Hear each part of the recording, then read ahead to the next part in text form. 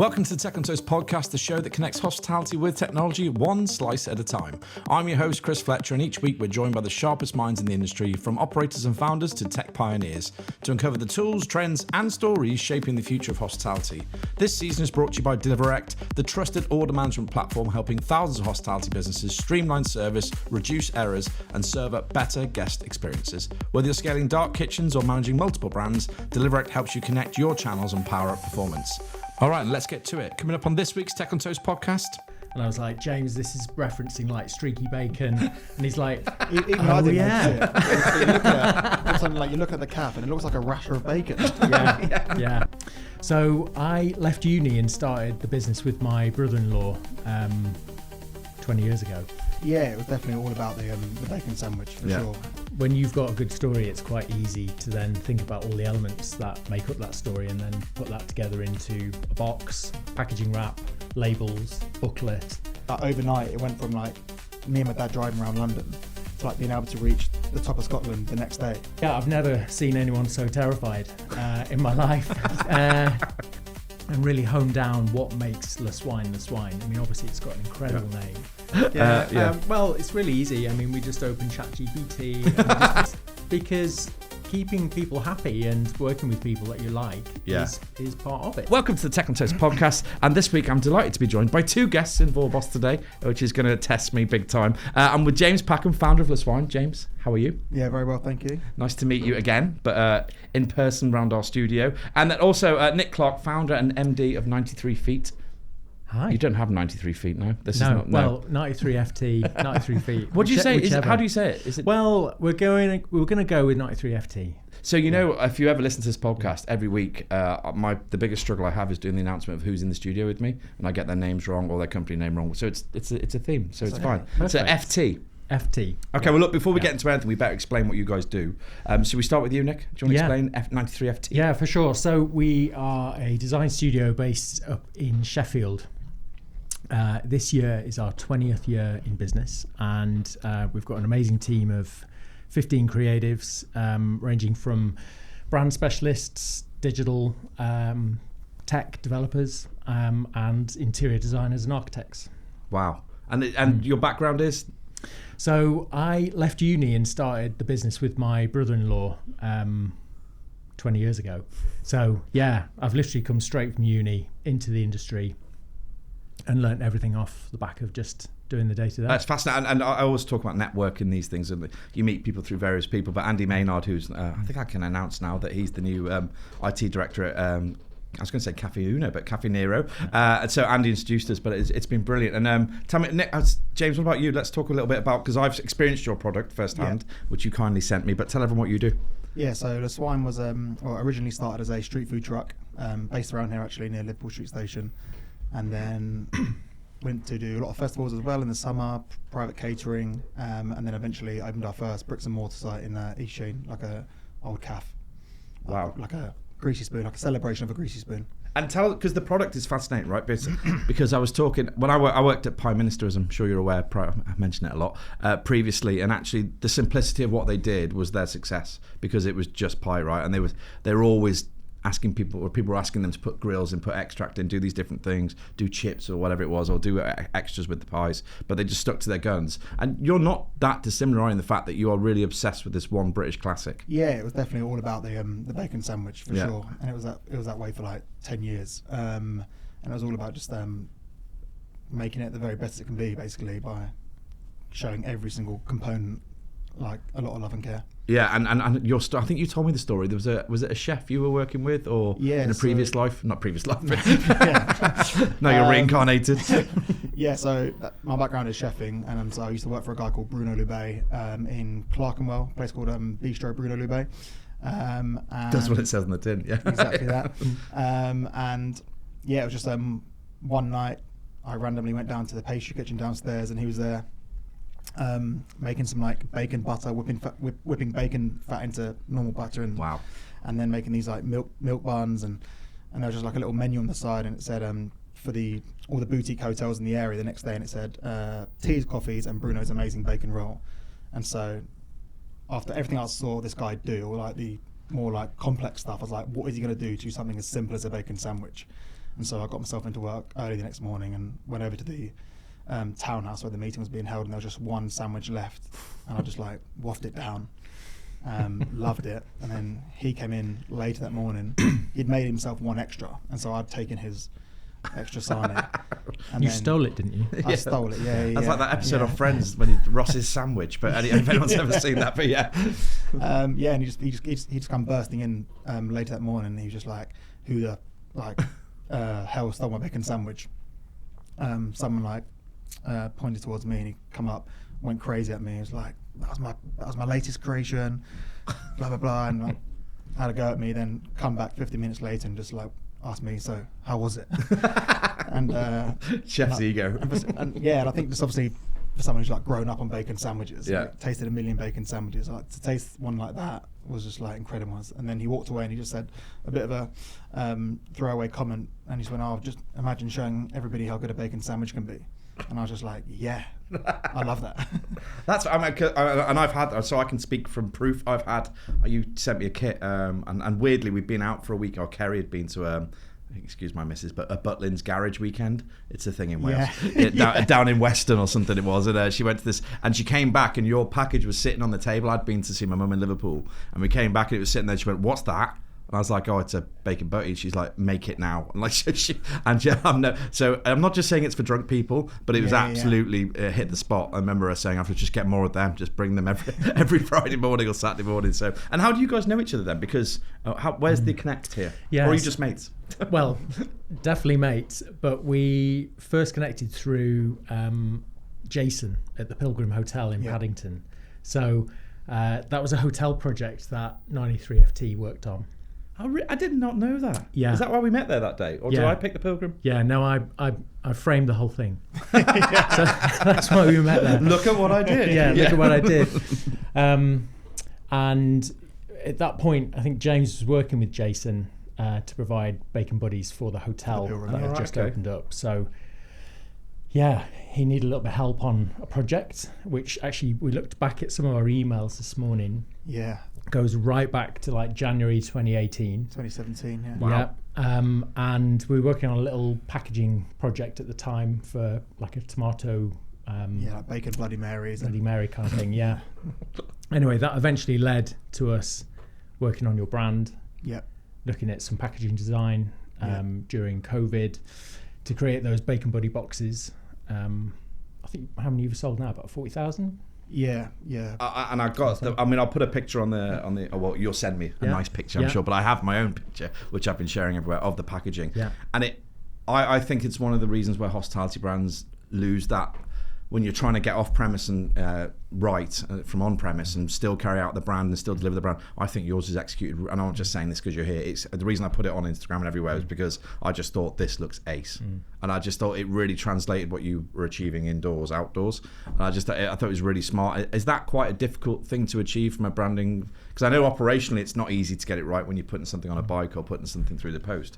What's it like from a brand perspective when you're trying to? Yeah, well, I mean, James has such a great story, doesn't he? So when you've got a good story, it's quite easy to then think about all the elements that make up that story and then put that together into a box, packaging wrap, labels, booklet, website, everything to do with that product and that story and that journey. So yeah, it's pretty straightforward. And of course, quality of the product is why we were really interested in it, because it's an amazing product, great ingredients, and working with the founder as well, for which we do so much of as well in 93 Feet's day to day. So yeah, really heroing out those messages and that provenance, that authenticity is a key part of how we've made that a success. And I think that then has resonated through your audience, James, into why it's been such a good success and people love it. And is it demand that's driven the kind of? So were you on premise? I know you had the food truck first, but you were on premise at the start. Was it the demand that drove you onto delivery and looking at your own? Do you do it through Uber and all the aggregators as well? Definitely not. It was more like backs against the wall during COVID. Really? It was like, we got shut down on the Thursday when Spitalfield said, do not come back to work tomorrow. Don't come back to your trucks tomorrow. You don't think, and that's the thing. I was sitting in Prime Minister's head office that day on March, whatever it was, 20th, and I saw we had Boris on the TVs all around the head office, and everyone just looked at each other like, game over. Like literally, like that's it kind of thing. What do we do now? But you don't think about you guys who are physically attached to that immediately. So literally, it's immediate, right? It was done. Yeah. I think we had a massive like deep clean of the unit. We was in Spitalfields Market on a Thursday, and said, right, no one come. I think a few traders were like trying to cling on to the trade because most of the workforce had like sort of like slowly started staying at home. But there was a few of us just down the side of the market, like clinging on to the few punters that were left. The brave ones, yeah. Yeah. And then they shut us down on the Thursday. We had a big deep clean, and we just went to the pub, and I was just like to the small team we had. I was like, I'm not too sure what's going to happen now. Yeah. But like, bear with me, whatever. And then I just remember packing up some kits for people for Valentine's one year, and I thought, oh yeah, like take home. And then by the Saturday, I was like hand delivering them myself, just by Instagram and like a Google form. Yeah. It was a nightmare. And then eventually my dad came in, and we were like splitting London up into different days, and we just like hand delivering them. And then randomly DPD got in contact via someone's personal account. Do you want us to take care of your deliveries? And I was just like, yes, please. And then from like overnight, it went from like me and my dad driving around London to like being able to reach the top of Scotland the next day. And then that's when I got in touch with Nick and said, like, we need to make this take this from like this survival kit to more of like this gift experience, like real like nice treat for everyone, like weekend treat, nice gift experience. And obviously COVID was a really nice time to send people a treat. Yeah. And so that's when obviously Nick just like took the whole experience to another level. And are you involved in the physical site as well, or is that not you? You guys get involved in design there as well? Yeah. So what makes our team so special is you can create a brand, put it online, and then create a physical environment as well. So what came first? Sorry, did the cafe come after the? Yeah. So the brand came first. But your desire for a cafe was like one of the first things we spoke about. That was our first ever conversation. Right. Okay. Yeah. So to be on that journey now, where we've worked on your brand, delivered your e-commerce website, and then created your cafe is like incredible. So the whole thing just runs as a sort of thread through those 7-8 years of working together. Yeah. So yeah, it's quite brave though, right? Because I imagine you're not free, and it's quite brave, I think, for an operator at that embryotic level where you're quite early doors to invest. Because I totally encourage it, because I actually think that when you're building a brand, and I built a few recently, but you have to go all in, right? I think because some people have brilliant brands that never see the light of day, that never get the credit they deserve, or never get the expansion they deserve. But I think if you're brave and you work with experts, I think that all of a sudden you're unlocking that bit of extra growth. And I'm sure there's some risk along the way, right? You're thinking, oh God, I've got to invest in this to make it happen. But the proof is in the pudding, right? It looks like it was worth it. Yeah, for sure. There's some things like, even like the bacon guide, when, the 8-page booklet that you get with the meal kit, even little things like that, I was going, Christ, that seems like a lot of money for this booklet.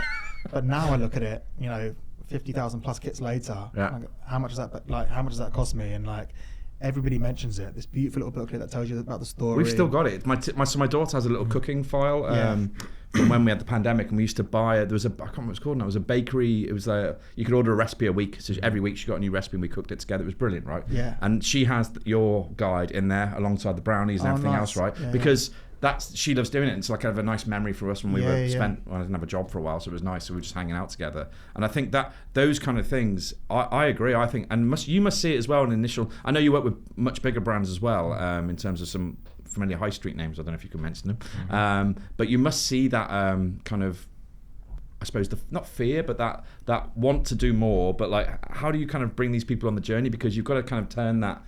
In the founder's head, you've got to turn that idea into something physical. Yeah. It must be a tricky part of just getting people over the line. Well, even just meeting James this morning, I scared him half to death. Why did you give him another invoice? I just shouted at him across the road. Welcome to the podcast. We often joke about this actually, because it was a really fun day. But I'd invited James up to the 93 Feet studio to do like a creative brainstorm kind of session. Yeah. Have a look at some reference imagery that he'd put together, get his thoughts. Well, I'd encourage him to get his thoughts down on paper, or certainly onto screen. And I've never seen anyone so terrified in my life in a design meeting, with a bunch of people who really just want to help get him to the next level. So we just basically had a conversation. We showed him other things that we thought would be a great fit, good ideas to try. and really hone down what makes Le Swine Le Swine. I mean, obviously it's got an incredible name, and we just knew it had the potential to look better, sound better, be better, and it was just a process of elevating that through beautiful typography, great colours that kind of reference the sage green of the little packets of sage that you get in that box, and also like a really great delicious pink kind of colour that tuned into the bacon product itself. So all of a sudden you've got an idea. That's so fascinating, isn't it? Because as a consumer, you just don't look at that detail, but obviously it's there because it makes sense to me when it arrives. But I would have put the sage into the colour and the bacon. It's so smart. Yeah, for us, it's about putting meaning into our clients' brands and our projects. And even today we looked at the counter in the café, which is made from reclaim floorboards. And I was like, James, this is referencing like streaky bacon. And he's like, even I didn't notice it. You look at the calf and it looks like a rasher of bacon. Yeah. So, lots of little details are in there. And I think that is what we do as a creative team so well. Yeah. We really think about it as part of the bigger vision and the delivery of it. Where do you get your inspiration from? I'm not sticking on my questions here. I'm really sorry, but I'm just interested. Where do you find your inspiration from? Because obviously you work with multiple customers. What keeps you, I suppose, it must be hard to kind of stay relevant, be looking at new things all the time or be looking at new angles, or is it not that? Is it looking deeper into the actual product? The team, and I'm going to include obviously myself into that, we're constantly looking at stuff. Yeah. Throughout the day when you're not asleep, you're just bombarded quietly with all of these reference points, or places you've been, places you love, things you've talked about. And it's really a case of just bringing all of that together.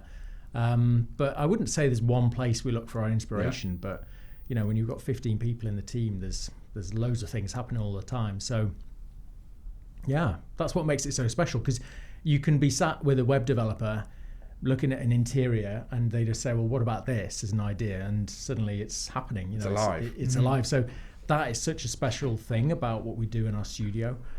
So really working collaboratively, backing the idea, being vested into it. That's genuinely what we love doing day to day. No, and part of it is and we talked, when I first met you guys, you talked in the Pilgrim, which is a lovely place in Paddington, by the way. If you haven't been there, it's just around the corner off Parade Street. We talked about the calf culture, I suppose, or the nature. And someone was asking me the other day, they wanted to do we were looking at do the launch of our magazine, The Spread. Yeah. We wanted to do it in a cafe environment, actually, and Le Swine's probably perfect. We can talk about that afterwards. We were talking about how that calf culture is growing again, or people are trying to support that growth again. How important is that in your kind of brand makeup, and how did you guys make that happen? Yes, it's super important for me, because I think like Nick said, 2017 was the first time we started talking about doing a calf, and then things changed. Obviously now I've done it locally instead of up here, but I think I grew up in calves with my dad. I was going to say, is it in your DNA? Yeah, 100%. Yeah, my dad for sure has always worked in and around town, and we used to call him Sat Dad, because he just knows every he knows every back street, alley, calf, sandwich bar in London, because he's always worked in town. Right. And so I always used to go to work with him, and he used to take me to these little greasy spoons or old Italian places, where I love them. Just where there was an energy in there, cab drivers, bankers, everybody. It was for me a calf is for everyone, right?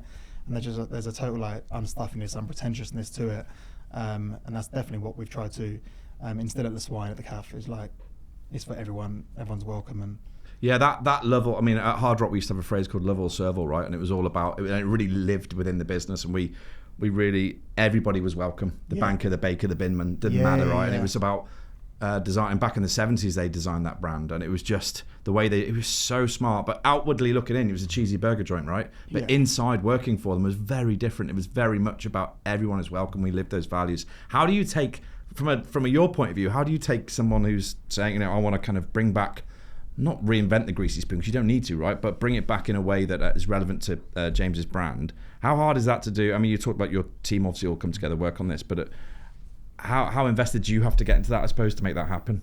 Yeah, well, I mean, the fact, again, we've known each other for such a long time, we're kind of so in tune with what is needed, and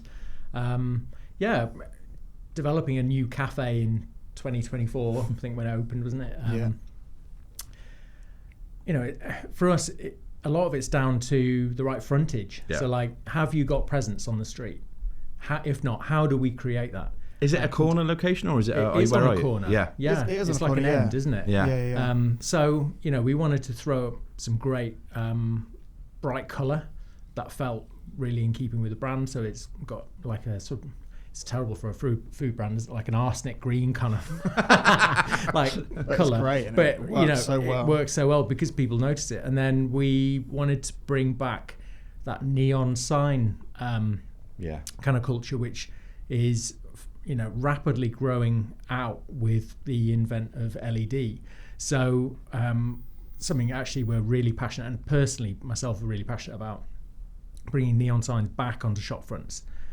Because, well, I'm going to go down a wormhole here, but we're going with you. Carry on. You can, they're recyclable. They're made out of glass, bit of metal, and air, and it's a really kind of natural product from that perspective. There's is it purely down to, why do you think it is disappearing? Is it down to cost and cheaper, ease of? It is cheaper, but you've got to think like, essentially what you've got with a neon light is fire in the tube, and we all love a campfire and fire on a cozy night, and that's why humans love looking at neon, because it's bright, it dazzles our eyes, and it interests us, whereas you don't get that with LED. It's like a synthetic version of. So, and plus when you've got 5 years learning a skill such as neon making, then I just want to support that. And you've got young people learning that skill up in Wakefield. And there's only a few right in the country left. Literally only a few, and a big neon maker in London actually has disappeared. So, running little projects like that through 93 Feet up to neon workshops up in Wakefield was just an important part of the tick list for me, because it answers so much of that authentic look and feel.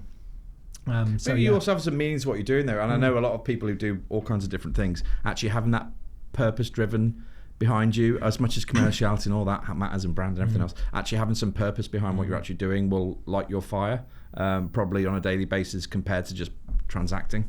Yeah, exactly. Let's make it beautiful. Let's make people love it and fall in love with it. There's a lot more respect there to the past as well. Yeah. As opposed to just trying to create this trendy greasy Sat Dad will be made up. Yeah.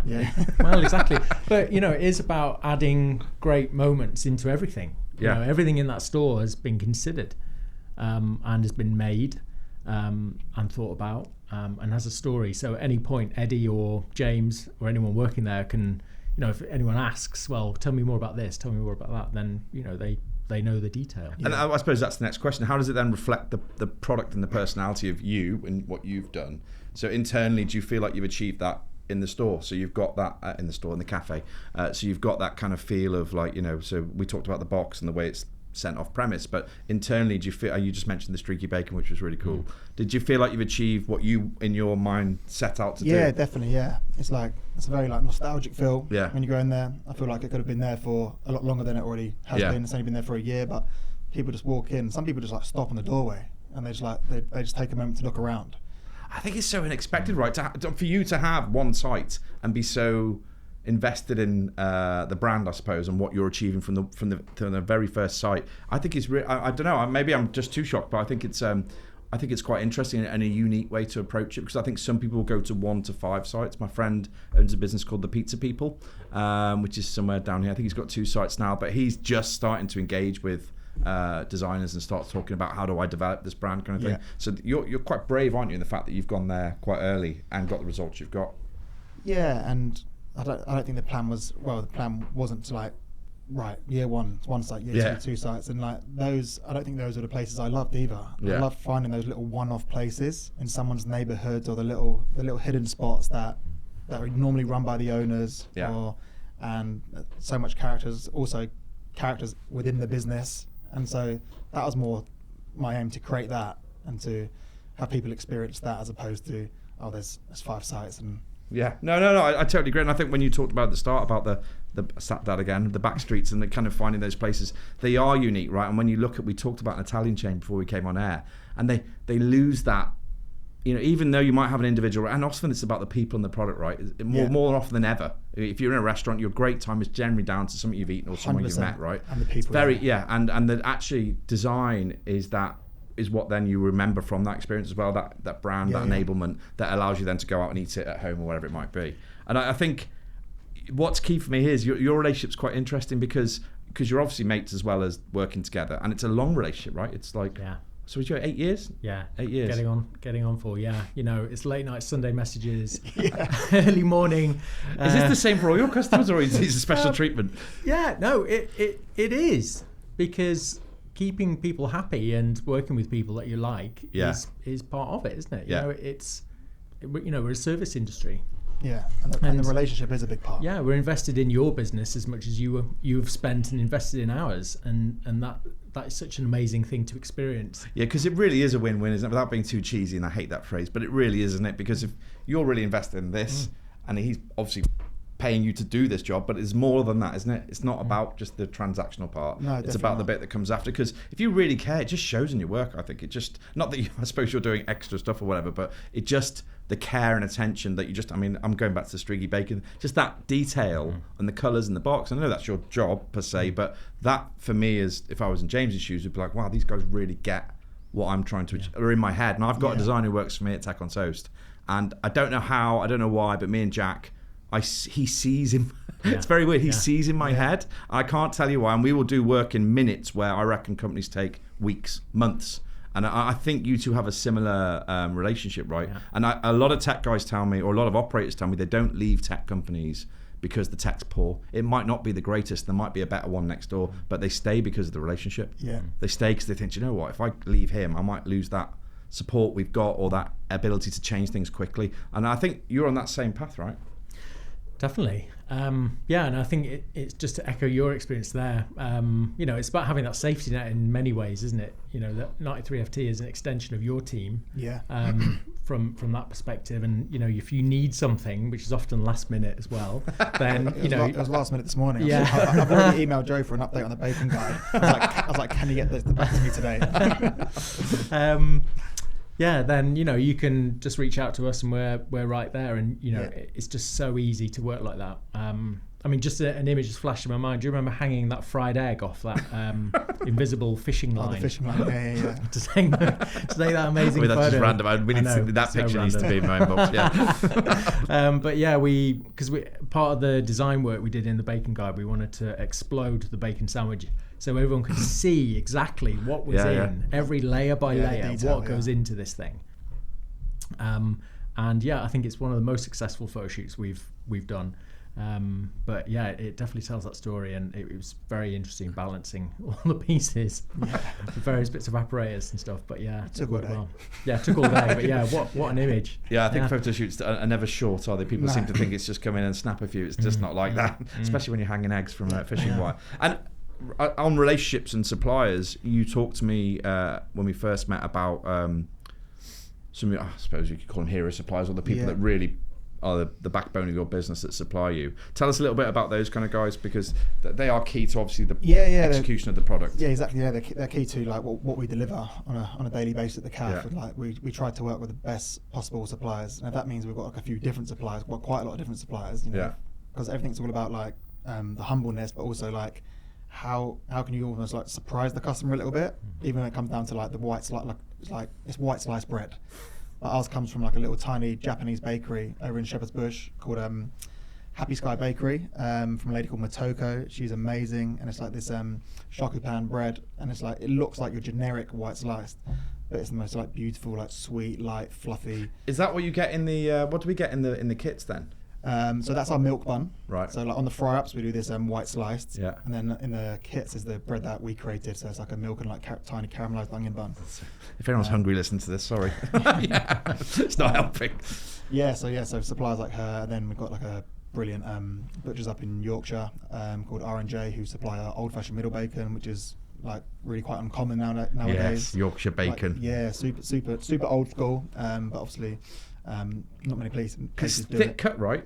Thick cut, yeah. And it's like so it's a mix between back bacon and streaky bacon combined. So you get this beautiful like almost like circular rasher. And it's like 2 rashers in one.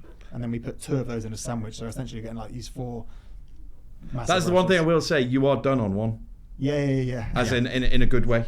So sometimes you eat a bacon sandwich and you're like, oh, I need another one. But I had one of yours. I was like, I'm happy. Yeah, I'm good. Is that helping sales? Am I not helping sales there? Am I doing the service? You can have as many as you like. And the same for you, Rick, actually, because whilst James has got his food suppliers that are the backbone to his business, you must be, we mentioned a little about Neon then, but you must have go-to people, I suppose, or people you work with that, because when you're trying to enable these brands and bring them to life, you must have a I don't know, do you have a way that you work with particular people? Yeah, so we're really fortunate actually to have a manufacturing arm to the business as well. Oh, really? So again, we can take an interior design and actually deliver it through shop fitting and manufacture bespoke joinery. So you're end to end in that sense? Literally end to end, in the physical realm and digital realm. So that's kind of a great core base for fit outs. But then we also reclaim or salvage a lot of material. And again, James has had quite a bit of that put into his scheme, particularly the counter, which is recycled hardwood flooring. But we also approach things quite sensitively. So like you had some great booth seating in there originally from the place that you took over. So we actually upcycled those, reclad them. So again, there's like clever ways of cost saving, but elevating. And we often find various interesting bits and pieces along the way from antique fairs or salvage merchants that we can then put into schemes. It's really just finding great things that are just going to make that experience. I suppose every job is different, is it? So literally, every job is different. Yeah. I don't want to say it's more fun because I don't want to offend any of your other customers, but is it more fun to work Come on, with? Chris. When you work, I can't. It's been a long week. But when you look at, because you've worked with some, I don't know if you very big clients on the high street that we all know and use probably daily, and then you're working with James as well. And I imagine it's quite good fun working with the embryotic style brands where you're helping kind of shape their future almost. Yeah, I mean, even for bigger clients, we're being very evasive around the bigger clients. We are being for no reason, but again, there's a general trend towards feeling and being more local. Yeah. So people want that sort of localized feel where you can just nip into your. It's something that a lot of brands have struggled with. I don't know if you two think the same, but I think a lot of brands I agree, want that. They don't want to, once they get to Prime Minister when they were growing, they didn't want to feel, never wanted to, they didn't want to lose that Bristolness. Yeah. They didn't want to lose that, we're from Bristol, we build out of Glastonbury, this is how we roll. And it got harder the bigger they got because they were in grocery, they were all over the supermarkets. And then I do think that's hard. And I do think you can only really achieve that through brand and design. I think they had a very, very great brand guy like you who was doing all the work for them, a guy called Ryan. And I think it's, I don't know if you see the same, that people are struggle to find that authenticity once you start growing. Yeah, definitely a challenge, but you've got to build it in from the start. Yes. It's got to be part of the brand's DNA, and you've got to lean yourself into it and others in your business to kind of buy into it and love it, because it is a bit of a fine art, but it's definitely achievable. Everyone can be thinking about how you create a brand that just doesn't feel like a UFO, because no one really wants that unless it's a UFO experience. No, somebody said to me, nobody returns for a transaction, right? They return for experience. Yeah. And I think that's what you've created. And you said at the start, I didn't want that. I didn't want that cookie cutter type 5-6 sites. So what do you want? I'm interested to know, what is there? We want to scale, and that's definitely like the next part of the Swine. But we always wanted the neighbourhood spot, and just to create that feeling with customers. So we'll always have that, but then we'll scale in a different way next, by stripping it right back, basically to how it all began, with all focus on just the bacon sandwich. Very cool. Can you talk about that at all? I mean, I've got. Like I said, it's all about like going back to how we started, having like one product, maybe two, like a bacon sandwich, builder's tea. Actually, I did not do that knowing that you were here. Weirdly, for everybody listening, I asked for a builder's team we got here today, and I'm looking to my right, and it's it's Pantone shade, short, isn't it? What is that? What is that shade designer person? What are we looking at? Is it not a mocker? Is it? Anyway, but builder's tea is something I regularly walk into business. It might be my age, and I walk in, I say that to people when I meet them for the first time. Yorkshire tea. Yeah. But I think we can't let that disappear. No. Yeah. So I mean, that's and we talked a little bit when we first met you about your hole in the wall. Is that still a thing you're looking at? So that's the next step basically. So just looking for a site currently in Central, a small site, and hole in the wall concept, super simple, 2 products. all focused on. It's very that. cool. Do you know about the Paddington cheesecake hole in the wall? Yeah, I've heard about it. Yeah. Yeah. So someone sent me on Insta and went, look, this is like, it was one of our lots. So this is like what the Swine are trying to do, and they've got you have to knock, and it's like a ch-ch. And you kind of, no one understood what I did there with that noise, but but you get your cheesecake handed through, tap and go. So yeah, I'll find it, and so you guys can go and check it out. Yeah, but I love that. Again, it's more brand extension, more you guys reaching more people. How are you going to make that happen? Yeah, I'm pointing at you. So I'm pointing at you as well. Yeah, I know. This is why we're on the tech podcast. But yeah. Well, it's really easy. I mean, we just open ChatGPT, and we throw in what we want, and then we get a render. Isn't that what we all do now? Yeah, and then that's what will get built. So, joking aside, we have actually had those moments just for fun, just to kind of see what it would come up with. But the reality is, we have produced a concept based on a sort of hypothetical site. Yeah. And it looks a lot better than what AI has created. A lot more crafted. We've actually thought about the guest experience from start to finish. Yeah. So if you're sat on a site, if you have a shop front that you'd love Swine to feature in, what do we need? 350 to 400 square foot? Yeah, ideally. Yeah. Heritage shop front or modern shop front, we're kind of open to ideas. Yeah. Ooh, I think I might know. Yeah, we would love to hear from in you London. Because in London, it can be a busy street, but it could also be a slightly quieter. Because I think this is going to be an amazing destination for people to come and visit, call into regularly. And tech people, we've reached out to a few of you already to help with this project, and I don't know how much success we're having. I would say little. Yeah. I've heard nothing. It's moving forward. Yeah. Okay. But if anyone's listening and they're like, yeah, we can definitely, because I think it's about incorporating the brand still in that really cool way of the order injection, being able to do it. That doesn't feel like suddenly a tech thing's taken over this thing. It feels like it's still very kind of organic and manual, tactile, but in a speedy way, because you guys have got to do volume through it. So if you're listening, get in touch. It'd be super interesting to know a bit more. And I want to talk a bit about culture quickly in terms of the team, because obviously you've got actually from both sides. It's interesting to know about you guys as well. What is the? I suppose can you encapsulate what your culture looks like within the Swine? I know you seem like a laid back, cool chap, but how does it work internally? I'm not so laid back at work, but that's because that's the chef in you. That is. But no, it's just about I think finding people who care. Basically, we've tried a few different things at the cafe. We've tried to bring in people with like a higher skill set, and that hasn't worked. But essentially now the team is the best it's ever been, and we've got like a core team of like 4. Yeah. Who just really, really care, and it's just like an unbelievable feeling at the moment. And that every customer who comes in, they will all say like, it just seems like the team love working here, and that just happened naturally and through people really caring.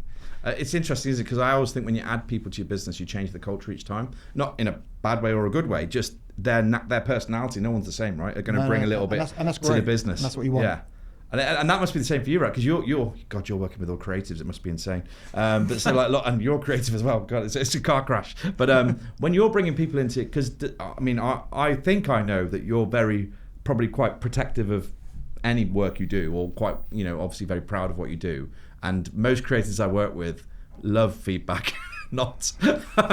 So what's it like bringing in new people into the business, or new designers or creatives, especially in the digital field? Because I think they work in a speed in a way that's very different to some of the other guys would work in design. How's that for you guys? Because I presume they're quite long. Do you have quite long service or quite lengthy tenure when people come in, or does it depend? Yeah. So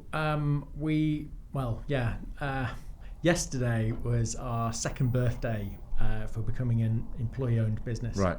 So the business was basically sold back to the employees in 2023.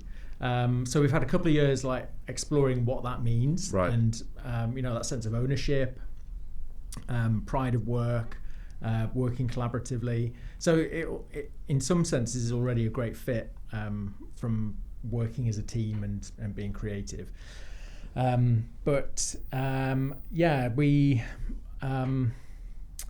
I've forgotten what the question was there. Oh, it was asking about what's it like bringing new people into a business like that? Yeah, so when we became an EOT, we actually brought in quite a number of new people into the business, and I think it's always amazing when you see them start to flourish. So we made a decision to bring in a digital designer to help grow our digital offer. Yeah. And she's been absolutely incredible. I think has really felt empowered, supported by the rest of the team, and is absolutely nailing projects that we've got on at the minute.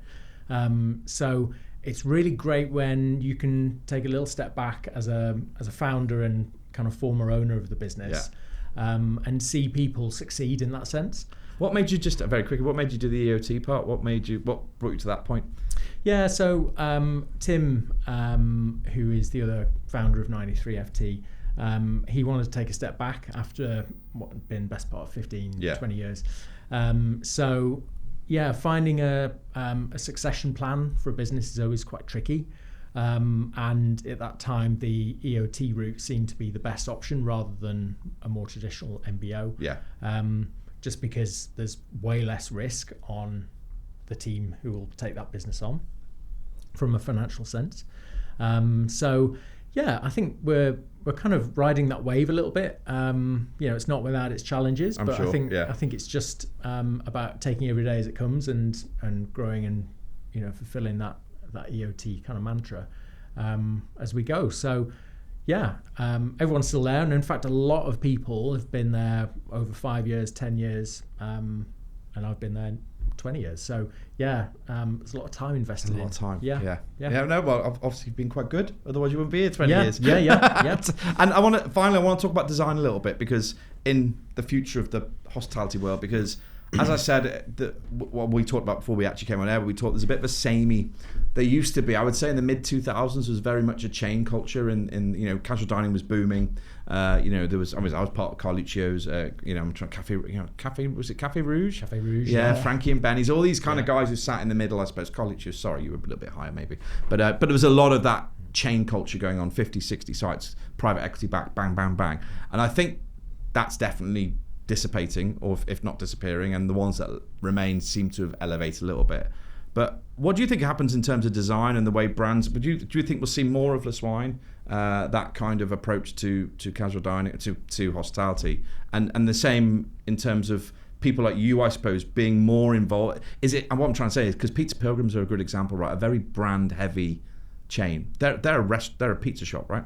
But they've got this really clever brand they've built around it that people seem to love, and the founders are very much part of that brand. They are the brand, and it's playful, it's fun, it kind of makes sense. And and there's a reason they're successful and people love them, because I think it's kind of, that's where they say it. And I see you guys as the same. Do you think that, I'll start with you, James, do you think that's going to become more common, seeing that kind of offering going forward? Yeah, I think so, yeah. Well, I think people invest in people, right? And so that's, look, with Pizza Pilgrims, them two owners are very much on the front of socials and stuff, and people buy into that, knowing that there's real people behind businesses. Yeah, rather than some horrible private equity. Yeah. Sorry, exactly, private equity people. So it's like the soul behind the business, isn't it? Yeah, it's true. And I think that, and same for you guys. Do you think that brand will become, I think I know the answer to this, but more and more important as we go more into the digital age? Yeah, I think so. Just to sort of go a couple of steps back, in the last year we worked on an amazing little bakery brand called Baker's Yard. That's right, yeah. Up in Sheffield, and they've just become one of the top 50 bakeries in the country. So they're a team of two with obviously supporting kitchen staff, but they essentially pump out into this little neighbourhood bakery truly delicious food. Made fresh, literally you can see it all being made straight out of the oven on the cooling rack. It's been a huge hit, and that I think is so important, because these founders just want to do delicious food. They want to they cook. don't join to do you've got to enjoy doing that. You're getting up at crazy o'clock, working all day, closing down, starting again, 6 days, 7 days a week. It's a lot. So I think the message here from us is we just want to help support whatever you need through there, because obviously food is your specialism. Branding might not be. Yeah. Telling your story might not be. So hard as creating the founder, a website. Obviously there's various tools now to make that easier, but is it that's still really difficult. Trust me. Is that actually what you have as a vision? Yeah. Because a lot of these people have ideas of where they want to be, what they want to look like, where they want to go. So I think partnering with a studio like us, we can enable that. And ultimately we're just here to see businesses succeed. So amazing to see that happen for Baker's Yard in Sheffield. Such a great story for them, and I think there's some. And it's a similar concept, not similar concept, but similar size business doing, coming out of a really strong product. And I think most people start with a good product, otherwise, how do you get going? Exactly. So most people must start with something great that people love, and then somewhere after that you get a little bit lost, and I think founders, being one and sitting opposite one another, actually you find it really hard to really kind of visualize what you mean, what you want to do. And first time ever we went to website designer this year. I've done it myself all the time. I've always built my own websites, and I was just like, I'm done, because I just tinker. I can't. It's the time as well. Right? It's like you said, wormhole. I live in that rabbit hole, wherever it is, like for life. Just and my guy's like, Chris, just pay someone, but you procrastinate, don't you, around it all? So for any founders listening, just pay an expert, because you won't even look at it after that. It's done. It's like decorating. I always think about painting, right? I hate it. So why would you do it if you don't really enjoy it? And if you did it yourself, you'd just be looking at it all the time, and you'll never be happy. Honestly, every website I've never liked it. Exactly. I built it once, or I used a template and gone, that's great. And then for the rest of my life, just gone. I mean, James Brown, the MD of Brewdog, told me a while ago. He said, go back to your very first thing you ever did digitally and look at it and remind yourself where you've come from. And I went to look at the very first Tech on Toast, and I literally was like, just shut it quickly and went, oh my God, did I actually put that live? My wife says that all the time. She goes, go look at your photography from the first year. Like for Christmas specials, I'll be going to my mum's house and borrowing some baubles.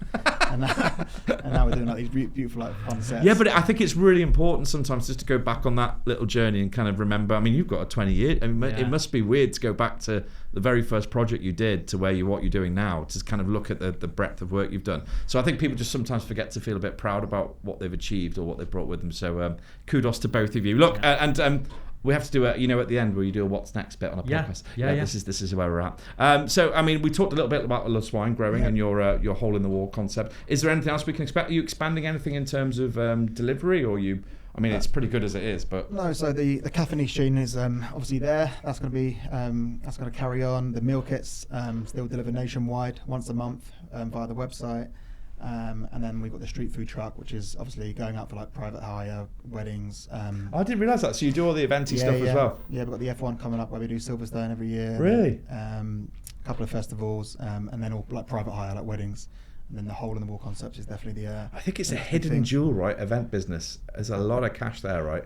Yeah, and it's needed. It's hard work. Yeah, it's hard work, but it's definitely needed in our model. It's like we're a small independent. Exactly the same as Pie. In a sleepy suburb. Yeah. So it's where we want to be, but definitely the other sides of the business help.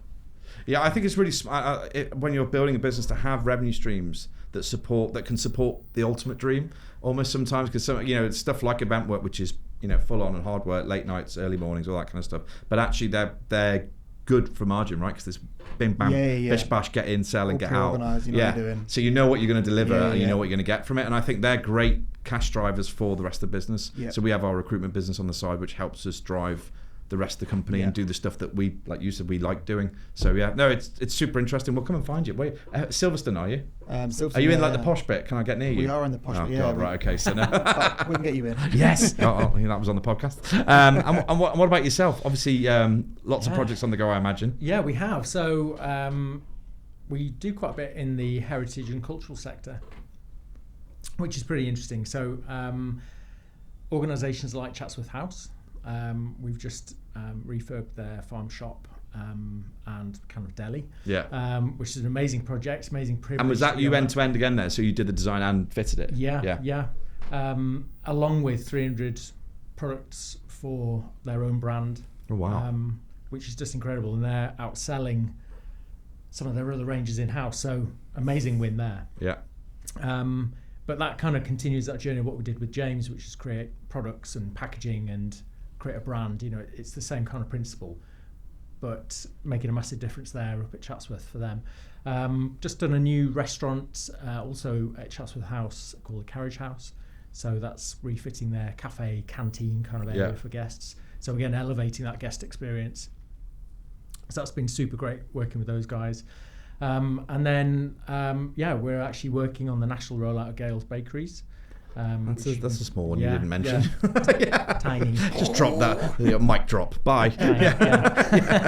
Which is really great. What an incredible business. And I'd love to know what's the difference. This is again. I'm sorry. I'm kind of throwing you curveballs everywhere. But what's the difference between working with Gales and working with James?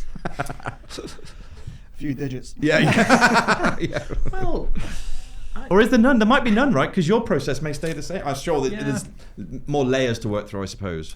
They are, and I'll repeat it, they are an absolutely incredible business. They have got an absolute machine behind them in terms of how they process things, how they approach things, schedule things. It's not actually that much different, I wouldn't say, but you've just got a lot more to kind of fit into and around.